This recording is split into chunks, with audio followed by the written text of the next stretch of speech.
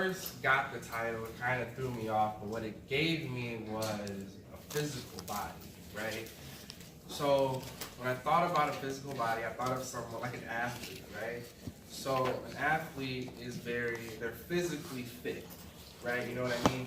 They have healthy body parts, their heart is pumping all the blood to the right places, they're able to flow, their movement is intact, there is no hesitation.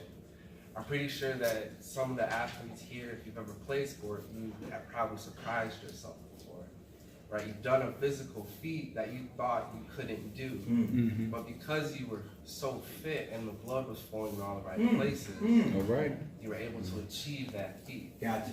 So, what I'm going to be talking about tonight is unity, especially unity in the church, as well as some division. I just want to open up directly into the scripture. Before I begin to read it, I just want to let you guys know that the meaning of unity is oneness, right? It's called heteromos in Greek, which also means oneness, right? So it's good to know that unity is one mind, one accord, one spirit, one body, one faith. It's one. So, the verse that we'll be coming out of is Ephesians 4, 1 through 4. Just let me know if everyone has it, and I'll just start reading it. Ephesians 4? Yeah, Ephesians 4. It's going to be coming from 1 through 4. Okay. All right, are we good? Well, still hear something.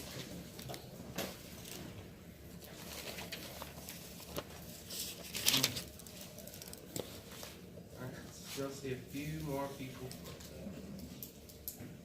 Alright, good. Alright, so Ephesians 4 verse 1 says, I therefore, the prisoner of the Lord, beseech you that ye walk worthy of the vocation wherewith ye are called.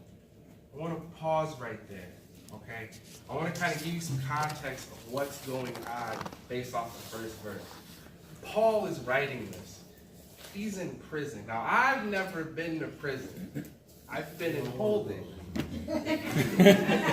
but not prison. So I can only imagine, based on what I've seen, what I've heard, that prison, that cell is very cold. It's damp. You're all by yourself. My father-in-law would tell me his thoughts would just go rampant. You know, who knows what you're thinking about. But Paul here, he has it real bad. He's facing death. Right, but his mindset is very clear because he knows, even in Ephesians 3:1, he says, I don't hesitate because I know that I've done no wrong. So he has a clear mind. He's writing out these letters, and just to even emphasize on his cell, this is back in 52 to 53 AD. There wasn't as solid as a wall like this. Like, it's cobblestone. There's moisture. It's wet, cold. It's damp. And he's facing death. Most people would not have a clear mind to write letters to different churches. Come on. To talk about unity, love. Just from 4 through 6 Ephesians is talking about what you do when we're saved as Christians. The first 3 chapters before this was how to get saved. Right? So you think about that. You're in prison, it's damp, it's cold. You have to have a clear mind to write something like this. I couldn't do it. I couldn't do it. I don't know if y'all can, but I can't. But Paul knew, because he had done no wrong, that he could write these letters. Right? So going on to verse 2. With all lowliness and meekness, with long suffering, forbearing one another in love. We're going to pause there. So Paul just mentioned 4 crucial traits that we have to have. And I'm going to break these words down so clean for you guys. You guys are going to understand it, because these traits, a few of them are misunderstood and taken different ways than what they actually are. So the first one is lowliness, which is pretty much understanding humility, right? So the definition is a modest or low view of one's importance. It goes even a little deeper in Greek, right? So it's tabai no frosone, right? It means having a humble opinion of oneself or a deep sense of one's littleness. I want to stop there. That does not mean belittle yourself. That doesn't mean give yourself a negative tag, calling yourself a name, making yourself feel like trash. That's not what that means. You gotta understand that. It's simply just putting it bluntly. It's saying, okay, I'm cool here, but let's celebrate Brothers Robert's accomplishments above the right? That's what that means. So don't underplay it and say it's all about making myself feel bad. So then it goes on to meekness, and when I got digging deep into meekness, I fell in love with the word. It's an awesome word. It means, especially in this context that Paul is using, is an excellent state of the soul, which makes us unwilling to provoke others, and it makes us strong enough not to be provoked or offended by anyone's complaints. I know, right? So you can apply that. I know, it's a great trait. You can apply that in every situation. I'm pretty sure, I know I have. I've been on the job, or someone says something, and I get mad. Bosses say something, I get mad. Coworkers say something, I get a little bothered, right? Meekness says, you don't have to worry about that, because it doesn't bother you. It rolls off. Amen. Right? Amen. It can be applied whether it is in church, at your job, in your marriage. Yes. It does not matter the kind of relationship you have. You could be boyfriend, girlfriend, or best friends, or getting to know someone. Meekness helps it all. It's a universal trait, right? But then we go on to long suffering, which this one is one of those that people kind of get a little, It implies a patient bearing injuries without seeking revenge. It's not saying you have to sit in a terrible situation for the rest of your life. What it's really saying is if someone hurts you, don't go get revenge. That's right. That's it. Though that's period. If someone hit me, if someone called me a bad name, if someone did any kind of thing to me, if my wife, God forbid, she cheated on me, it's not in my nature to say, I'm going to go get her back. I'm going to go back behind that person and backstab them. I'm going to go kick them. I'm going to go fight them. It's not about that. That is not a trait. You do not seek to get revenge, nor do you avenge. That's a different topic, right? But then it goes to forbearing, which my mouth gets like really dry. Good time doing good. So forbearing, right? First looking at it, it simply means patient and restrained. That's the only two definitions without going back to its roots. So going back to Greek, right? It's an aid. To hold up against, to put up with, to bear with. Okay, so I really want to break this word down because it's so important for the church. And it really deals with a lot of people's physical and mental issues because we don't put up with them. I really want to understand that. I want to use myself as example. No one really knows me, but I have a sense of Asperger's, right? So a lot of the times I can overcomplicate things. Some people I bring into, they get bothered by that because they can't handle it. I overdo things. I study way too hard things. I like to talk a lot. Some people, they don't like that. Forbearing, though. That's right. Forbearing one another in love signifies bearing their enmities out of love and not ceasing to love them in spite of those infirmities. Right?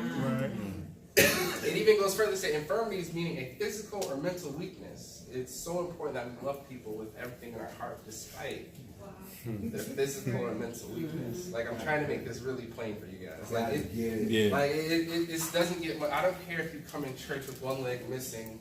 I'm not going to judge you or make fun of you because of that. If you feel up to the challenge and you think you can do it, by all means, let's go do it. That is that, right? So as Christians, right, we need to bear with each other in love, right? We need to bear with each other so much that we celebrate our fellow brothers' greatness, but not their passion. I want to kind of explain that a little bit, okay? So the graces means, Brother Joe, you just got a promotion. Awesome. Love it. Brother Robert, you have a big on. Awesome. Love it. Brother Terry, you may have gotten a new car. Awesome. Love it. We celebrate those things. We lift it up, right? Their passions in this context, though, is uncontrollable emotion. Yes, sir. We do not celebrate uncontrollable emotions. Jesus. We do not provoke. Yes. Back to meekness. Uncontrollable That's good. Yes, sir. emotions. Meaning, if I know someone that can blow up on me, I'm not going to go make fun of them. No. We don't provoke Yes. uncontrollable Come on. passion. Yes. Yes. If someone has depression, we do not provoke that. Yes. Are you catching me? There's a lot of mental and physical weaknesses that we point out and we make fun of. And we provoke them into a state of uncontrollable emotion. Yes. Jesus. Good. So these traits form unity out of pure love. However, unity is so closely misunderstood next to uniformity. All right. Right? Has anyone ever heard of that word, uniformity? I've seen it. Pastor, you have? Granny? Awesome. No one else? That's fine. Uniformity compared to unity. So unity, as I just read, was oneness, right? Uniformities is sameness. All right now. Okay? So uniformities is in church acting like everything's okay, but it's not. But for the sake of keeping this image of unity, right? We just tolerate. Are you hearing me? Like we tolerate that person right here to just hold that image. That's uniformity. That happens a lot unknowingly, but it's never addressed. It's not putting someone in front of you being in oneness. It's putting them off to the side and just tolerating them. Just to give you a quick visual, it's like having two left hands, right? I have hands on my body that has blood flowing to them, but they don't work the same. I need a different hand All right. to help me do work. Come on. I can't. This doesn't work. I need a little bit of differences right now, right? Uniformity is just tolerating, just tolerating something that doesn't fit. Lord Jesus. I need a left and a right hand, right? Come on. So Lord, have mercy. Wow. uniformity is tolerating each other and ignoring issues we have between each other while in each other's presence. Really keep that in mind, okay? In each other's presence. So we see something wrong with someone, but we never address it. We know it's there, we never address it, right? Okay, follow with me on this one, right? That's in each other's presence. One of the key things to know that you are experiencing uniformities is when that person is not in your presence and their name comes up in a conversation, you get irritated. Be honest. Come on. Why? Because there's no love in uniformity. Right? So unity is not only oneness, it is pure love, while uniformity is sameness and no love. Then you go so far to if something happens in that conversation, you chime in with your, this is what I just cannot tolerate about this person. And then they get in your presence and you're like, well, we are united as one. Oh, good. I'm not going to address this issue. Come on, I'm not brother. going to address this. I'm not going to address this issue. Come on. Not going to do it. And uniformities, and please, I see it a lot when I'm on the job, when I see certain friends. It's not, uniformity is as simple as the customary head nod that men give each other just to signify a hello. Like what's up, man? How's it going? But never say anything to them after that. Right? Just what's up, man? The same thing with women. Not gonna just single out men. It's like, hey, sister, how is it? That's it. Nothing else. But you have a secret issue with that person. So, since all you do is a customary head nod or a hand wave, knowing nothing about them, but you see some issue, You don't care to get to know them, to unify yourself with them, to act forbearing, to love them in spite of. So when their name comes in a conversation, that head nod turns into like, you won't believe what I just found out about this person. Like, so it turns into a lot of, but uniformities is the first sign of division. But I'm going to get to that later. So, going on to verse 3. And just again, we're coming out of Ephesians 4, 1 through 4. For those that still might not have. So it says, endeavoring, not enduring, endeavoring, to keep the unity of the Spirit in the bond of peace. It's funny, I'm sorry again, it's funny because I read that the first 2 times and thought it was enduring. Then I really looked close at it because enduring didn't fit well in that verse. So I really looked at it and said, endeavoring, never heard that word. But it's something I try to do all the time. It's simply just to try hard to achieve something. I don't know if, back to the athletes, have you ever tried really hard to do something? Like get to a physical feat? That's right. You have to keep trying, right? You have to keep the body going, the blood pumping, keep everything in one. Just to do endeavoring, to try hard to achieve something, but then, right? So then it goes on to the second part. Then there's this word bond, right? So endeavoring and bond are cut out everything else, put an equal sign right there, right? So endeavoring equals a bond. Having a bond and doing endeavoring is one of the hardest things someone could ever do, right? So not only are you endeavoring, trying hard to achieve unity, but now you have a bond, which means to tie something together that is very strong. Now you have to try hard to keep that bond. That's, I gotta say that again, that's hard. That's right. That's very hard. It's like trying to stay fit. It's hard. I know that. I can't do it well. But it's hard to try and keep unity, which by itself, with different personalities in the church, is already hard to achieve. But according to this verse, you have to keep trying hard. Come on, brother. Come on.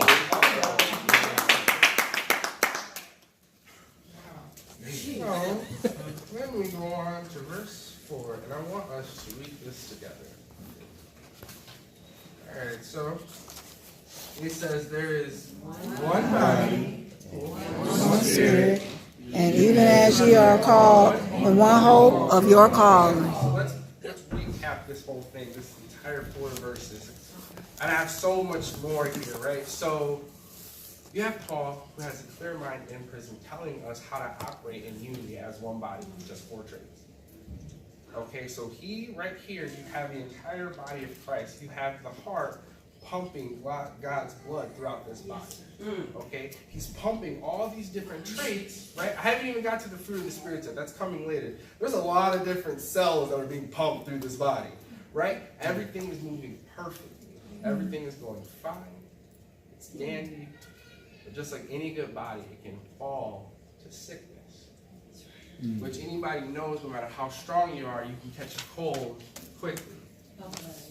So, now we're going to go on to uniformity and division. So, as I was saying, uniformity is one of the many symptoms that can lead to division, right? Just as a body can get sick, you can get sick any different kind of way. Division can happen in church many kind of ways. Uniformity is one of those. And there's one church that does it perfectly in the Bible, and that's the Church of Corinthians. Oh, yes. Now, I'm going to take you guys on a field trip back to 52 AD. Oh, no, don't get me wrong. So, naturally speaking, the Church of Corinthians had it going on. They were one of the biggest metropolitan cities. It was booming there, right? Trade business was sky high through the roof. Money was flowing through the city like never before.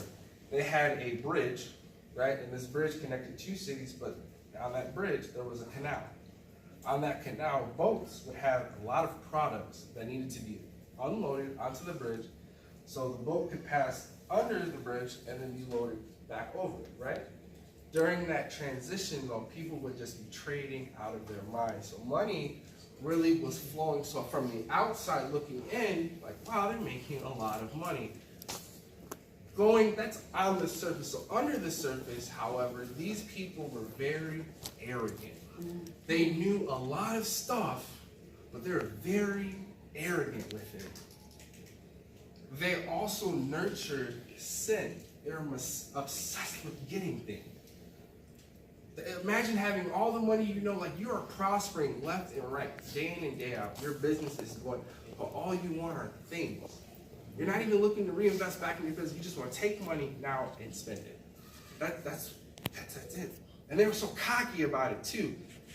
And then the nurturing of the sin, if you ever looked into Corinthians, I thought you knew like sex ran rampant there. It was like Las Vegas, right? So you had a New York atmosphere with a Las Vegas background, right? Right? Jesus. So Paul, being the wonderful apostle we know Paul to be, developed a church there. I want you to keep like a mom and dad thing going on raising children. So Paul built a church there. That we know of as the Church of Corinth, right? Paul did all he could to develop this church, him, Priscilla, Aquila, and the rest of their team. Then Paul left. Now, when parents leave the house, right, and you tell the older person, which in this case would be the Jews, don't worry, it's going to be okay, just do this few things and keep it going. However, they allowed the other siblings to destroy this place. They just do, oh my goodness, the things I'm about to tell you are like catastrophic to how division ran in this church the moment Paul left. Like we're only getting these letters because they sent them to Paul saying this stuff is what's wrong. That's how bad it got, right? And from prison, with a clear mind, he's telling them how, come on guys, this is what you do here, right? So, some of the problems, the church is made up of some Jews, but a lot of ex-pagan worshipers, right? So when Paul left, the Jews tolerated a lot of different things, right? One of those things which I found interesting, among others, was the meat they ate, right?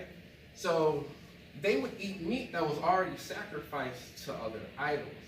Now, don't get me wrong, back in Mark 7:19, Jesus said that all food is pure because it doesn't get into our hearts. Paul, though, says that in 1 Corinthians 10:27-28, he simply just says, you don't even got to go there, just, hey, if a non-believer invites you over to their place, that's okay. Don't got to question the food that's given to you, right? No matter what it looks like, don't got to question it. However, if they say something like, yo, I just sacrificed this food in my front yard this morning to that statue you passed, not going to eat that. But they were doing that. Like I told my wife that, I was like, if my friend called me and was like, Elijah, I have a pizza with extra cheese, I would stop and say, I'm on my way. I like that pizza, right? But when I got there, right, so I'm at this man's house, I drove 15 minutes, I want some pizza, right? But then I get to the door, he's like, by the way, I sacrificed this pizza in the name of Beyonce.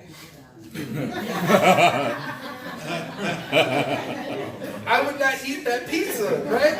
But they were doing that, right? So what they would do though, right, is they would, get meat from the meat market knowing that this stuff had already been sacrificed, right? So you had a lot of other things going on. Can someone please say, you are what you eat? You are what you eat. So, I've been talking a lot about the body, so they were already first consuming already sacrificed meat. So people know if you eat a bad piece of meat, you get food sickness and your body falls ill for a couple of days. This church, not only did they fall sick, but they started to divide among themselves due to having that uniformity already in the church. So they would tolerate insaneness. But when you tolerate something, you never address it, it starts to become okay. Right? Yeah. Like it's okay now. Like I'm gonna keep doing this and you're gonna keep laughing, so obviously I'm going to keep doing what's making you laugh because it's okay in your presence. Right? So this is what was going on, right? So they were filing lawsuits against each other, they had issues with sexual immorality in general, and they had conflicts over Christian liberties, which I told my wife I thought was crazy. So they had issues with talking about like what we can do as Christians, which caused a ton of other things down the road. But let's fast forward to 2018, right? So I'm taking you back out of AD 52, 53. We're going to come to 2018 now, right? So we may not be sacrificing to statues anymore, I hope not, and eating them. However, division is still going on in our churches, which I told Pastor one time, I had no idea division could even happen in church, but I read the Bible according it could. So you still have things that are rolling rampant in the church, such as people not agreeing with each other, people thinking other people are fake, thinking other people just aren't right for their ministry. Some people even go so far to talk about the pastor and his teaching. That happens in churches, right? Everyone's okay with it because no one addresses it. They don't have unity, so you uniformities because it's okay to them. They're the same in that aspect, right? But this is the kind of stuff that is rolling over churches and destroying them. I'm going to break this down just a little further. I promise you there's not much more left, but It's all right. who knows what gangrene is? Mm-hmm. Oh, everyone does. Yeah. Oh my goodness. So, gangrene is referred to the death of the body tissue to either lack of blood flow or a serious bacterial infection. That's crazy, right? That, just think about a body again, right? That physically fit body. Keep that in mind because this disease is known as the death of the body tissue. It's crazy. So it commonly, check this out, commonly affects different parts of the body like toenails, fingernails, but then, right, besides the blatant stuff, it can affect your muscle tissues as well as your internal organs, okay? There are signs, early signs for this disease kicks off and gets rolling like full force. You get some signs, right? Because before division kicks off, you should see the uniformity going on, right? You got to see some stuff going on to address it. So there are some crazy symptoms that are really clear, right? Like if someone's sitting here, if I know that my sister is talking about another person, instead of just saying, wow, you're right, I'm like, whoa, that is not correct to talk about. That also means if you know some behind the scenes stuff that's going on and is going crazy and you know about it, you still need to address it. Right. Bring it back to the light. Like from the shadows to the light. Like, you know what I'm saying? So, there's some blatant symptoms. Not to discuss you guys, but like your skin can turn to a rainbow. There are all different kind of colors. Like my skin can go from brown to green to black to red to orange to yellow. That is not a blatant signal saying something's wrong. I don't know what it is. But you can also get blisters that can become like liquid too and cause more bacteria to get into it. Now, why, though, is that gangrene is able to be talked about in such in-depth when there's so many blatant signs early on? But how do they let it get so bad? Because they tolerate it. Come on. They don't think it's that bad. It doesn't hurt that much, right? Come on. It only stings a little. Jesus. Right? Men, let's be honest. We get a cold and we don't go to the doctor until it gets too bad. Right? You're right, brother. Right? Yeah, you right? You're right. Right? Yeah. Thank you, Joe. Thank you. Right? It gets bad. Right? But if I have a serious issue, I'm gonna listen like, yo, something's wrong. But in church with uniformity, that doesn't happen. Right. You let it ride out. You let it escalate. And it's crazy because what happens with gangrene, when you let it escalate, remember that blood flow I was talking about? That shit keeps pumping throughout the body? That starts getting restricted. Come on now. I need y'all to know that it starts to get restricted. Has anyone ever wrapped something around their finger really tight and let it sit? What happened? What's that called? What happened? Okay. What does that mean though? The blood flow is getting restricted. So with gangrene, you can't just unwrap something and it's fine. With gangrene, once the blood flow starts to get restricted, it doesn't matter if it's a ministry, right? It doesn't matter if it's someone just coming into the church. It doesn't matter what sign or what form, people, person, group. Don't matter. When that blood flow starts to get restricted, it has to be cut off. Yes. It has to be cut off. I can't stress that enough. I don't know anyone who has gangrene that is walking around with a black wrinkly arm that is wet and disgusting. It has to go. But what happens? It goes from this to this because my body can't act the same no more because I'm missing a leg, because I'm missing an arm, because I didn't address the early symptoms, right? I didn't address the skin colors. I didn't address the blistering.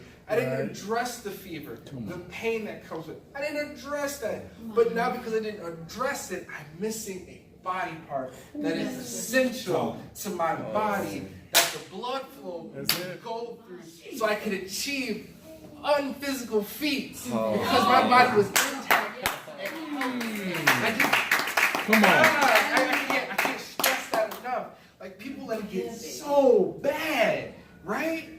How can you let a disease get so bad that someone can go into a book, describe it down to its core, like, bro, this is what happens to your body if you let it get this bad. Someone had to go through that, right? Someone had to say, my body is this bad where it's black now. Doctor's like, we gotta amputate it. What? It's crazy because gangrene can be cured simply by just addressing the early signs. Because all you gotta do, right? All you gotta do is cut off that little piece and it's done. Right. You can lose a little skin cell that can grow back, but you can't grow back an arm. That's right.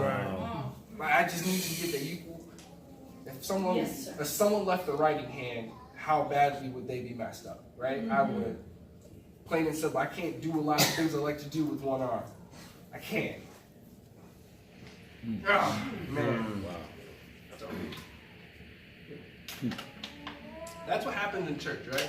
Because gangrene is a very slow process, like uniformity that leads into division. It's a very slow process. It does not happen overnight, right? Because the destruction of a church or a ministry or breaking someone down spiritually is an overtime effect, right? It's damage over time. It's not something that gets wiped out in one blow. You chip at this, right? It's a very slow, grueling, painful process. I mean, people drag people through the mud, mentally, spiritually, like they destroy them emotionally, to the point where now people have lost forbearing. Now they're just looking at them like, what's wrong with their mental state? Little do they know that is just causing them to go, I'm bored. Like, y'all don't get it. I'm serious. Like, I know people that won't go back to church because of this stuff. Like, someone was surgically removed out the church because of what happened in their house where they don't ever want to leave. Yeah, this is true. Right? Yeah. However, that's what division looks like. A very slow, painful, and grueling process. But what does unity look like? Let's get some smiles going, right? on now. What does unity look like? Who has ever seen professional boat rowing? Okay, right? I recently found out it's an actual thing in the Olympics, right? I didn't know that. Someone professionally rows boats. I'll explain how crazy this is because it's impressive. You got 8 guys in a boat, right? Every single one of them have 7 to 10 foot paddles. No one has 2 paddles, so one person has one on the left, diagonal to the right, diagonal to the left. They have to row in sync with each other with only controlling one by individual. So that means that me and Robert have to be in sync to row this boat correctly or we're losing a race.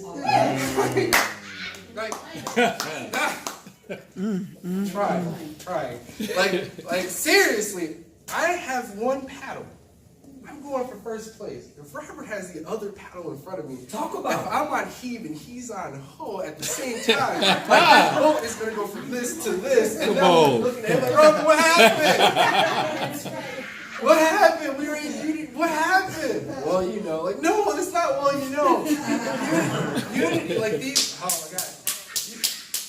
guys really gotta go look at professional photo. I really entertained myself like 20 minutes looking at stuff up. It's impressive because these guys stay in unison as one body for over like 3,000 meters. That's a long time. You got people exercising there, once again, using their body to achieve a physical feat that is usually impossible if not in perfect unity with one's body. I keep saying that so someone gets it, because you need to be in complete unison with the body of Christ to make things happen. Okay. What I mean by make things happen, right? If the church, just like a rowboat team, right? Because when a rowboat team has their momentum going, okay, they're going very fast. Very fast. For them to mess up, it could cause their boat to flip. When the church is going very smoothly and everyone's on the same page, there's no issues, everything's going well, people start to come in, right? People start to get saved, ministries are flowing, but when something goes wrong, or if something could go wrong, the church can crash, right? It's more than just division. Your church could die out. That's right. They could tear it done. The whole body. Seriously. Now your body is sick and has a medical disease that wasn't treated early. So now you gotta cut something off. I mean, if you want to get a community of churches that's flowing well, now one church has to be exiled. Like, it's however you want to think about it, however you want to put it, right? It doesn't matter how. Not addressing something early, not addressing something in your marriage early, you will get a divorce. Yeah. I mean, you know what I mean? Like, right? Like, you will get a divorce if you don't address some things. I'm gonna close with this, right? Me and my wife have been together 11 years since freshman. We've been married for 4 of those years, and we have a daughter for almost 3 of those years. We did not start this thing up on the same page correctly. We had some uniformities, right?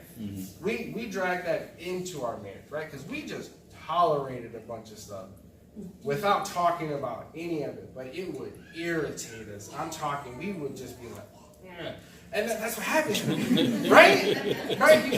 Like, it gets bad. Like, can't stand you, right? But we're in this to the end. But we never the sameness, not oneness, right?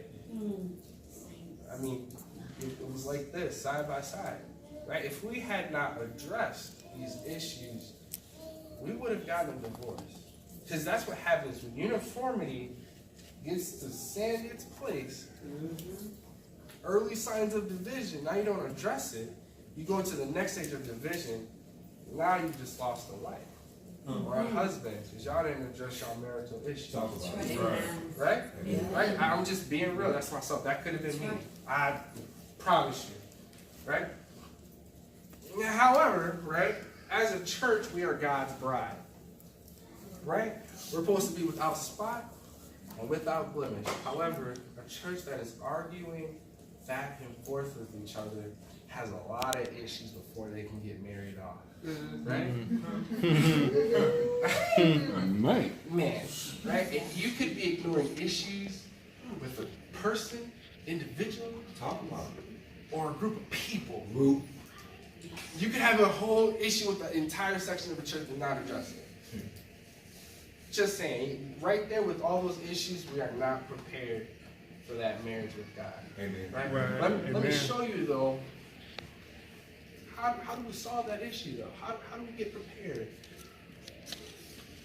It starts with love that is followed by a clear mind. Okay? Remember that, how Paul's writing to us right now? What does he have? A clear mind. Yes. That That means he can do whatever God needs him to do without any distraction. He's about to die. With a clear mind, he's writing these letters. Boom. Right there. Right? But then it just doesn't come from that. We need to use our spiritual eyes to distinguish what's actually going on. Right? Because people can make stuff up, but we can't take it as it's true. You gotta look into it and see what's really, Come on now. what's really going on. That's right. Now remember, now we need to add the fruits of the Spirit. Yes. Let's just go over them as a class, right? We need love. There's that word again. Peace, joy, and there's that word long suffering. We need gentleness, goodness, faith. There's meekness and temperance. Even going back earlier to what I said, you can add loneliness and forbearing in there. So now you have an entire body that is rightfully prepared for marriage. You have all the cells, all the muscles, your mind's clear, everything's working, you're doing God's will, and it's prepared. Everything's fine. You have all these wonderful traits flowing out of every member of the body. Right. There's nothing wrong because why? Everyone has a clear mind on what to do in God's will. Amen.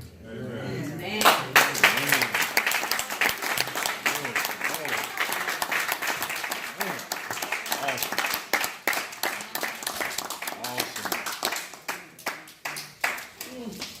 Awesome.